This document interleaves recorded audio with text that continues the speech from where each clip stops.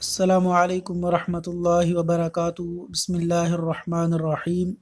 زوال نعمت سے بچنے کی مسنون دعا۔ صحیح مسلم حدیث نمبر 2739۔